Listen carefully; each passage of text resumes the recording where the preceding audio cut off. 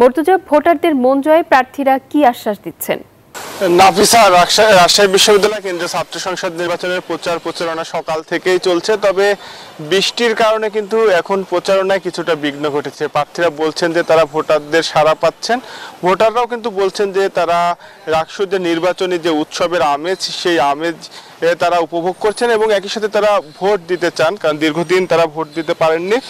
আর আমাদের সাথে আছেন সালমান সাব্বির, ছাত্র শিবির সমর্থিত সম্মিলিত শিক্ষার্থী জোটের এজিএস প্রার্থী। আমরা একটু তার কাছ থেকে শুনে নিতে চাই যে প্রচারণা কেমন চলছে এবং শিক্ষার্থীদের সাড়া কেমন পাচ্ছেন। আপনারা জানেন যে গতকালকে নির্বাচন কমিশনের পক্ষ থেকে আমাদের ব্যালট নম্বর দেওয়া হয়েছে, যার ফলে আজকে থেকে অফিসিয়ালি প্রচারণা শুরু। আমরা শিক্ষার্থীদের কাছে যাচ্ছি, তাদের যে ৩৫ বছরের আকাঙ্ক্ষা, সেই জায়গা থেকে তারা আসলে এই নির্বাচনকে ইতিবাচক হিসেবেই দেখছে এবং নির্বাচনের যে এখন পর্যন্ত আমেজ, সেটা সকল শিক্ষার্থীর কাছেই পজিটিভ হিসাবে আছে।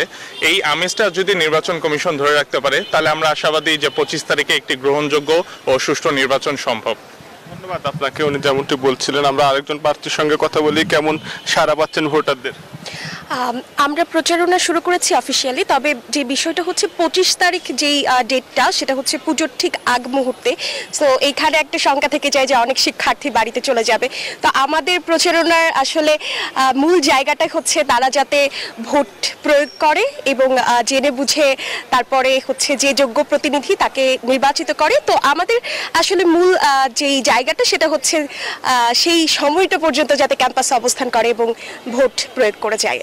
ধন্যবাদ আপনাকে। এদিকে প্রচারণার পাশাপাশি নির্বাচন কমিশন কিন্তু বলছে যে কেউ আচরণবিধি লঙ্ঘন করলে কঠোর ব্যবস্থা নেওয়া হবে এবং একই সাথে যেন কোনো প্রার্থী বাড়তি কোনো সুবিধা না পায় বা নির্বাচনী অতিরিক্ত ব্যয় না করতে পারে, সে বিষয়েও কিন্তু সজাগ থাকার দাবি জানিয়েছেন স্বতন্ত্র সহ অন্যান্য প্রার্থীরা। একই সাথে তারা স্বচ্ছ ব্যালট বক্সেরও দাবি জানিয়েছেন। এই ছিল রাজশাহী বিশ্ববিদ্যালয় থেকে সর্বশেষ। নাফিসা।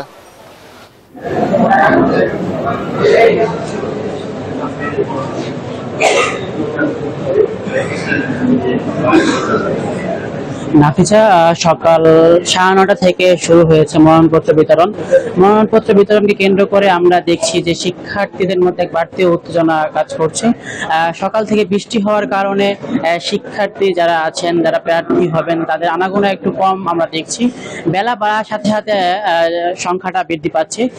আপনাকে জানিয়ে রাখতে চাই, এই পর্যন্ত কেন্দ্রীয় হল সংসদে 33 জন শিক্ষার্থী মনোনয়নপত্র নিয়েছেন এবং কেন্দ্রীয় যেই হল সংসদ যেটা আছে সেখানে নিয়েছেন 8 জন প্রার্থী। মোট প্রার্থী তারা মনোনয়নপত্র নিয়েছেন।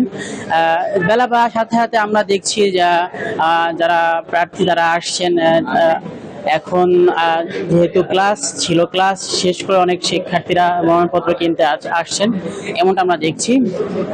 মনোনয়নপত্রের সাথে তাদের একটা স্লিপ দেওয়া হচ্ছে, সেখানে ড্রপ টেস্টের বিষয় বলা হয়েছে। ড্রপ টেস্টে যদি পজিটিভ আসে তাহলে তাদের প্রার্থীতা বাতিল হবে বলে জানিয়েছেন। এমন আমরা দেখছি যে আমরা দেখছি যে শিক্ষার্থীদের মধ্যে উত্তেজনা, যে কি হবে, নির্বাচন সুষ্ঠু হবে কিনা, এমনটা জানাচ্ছেন।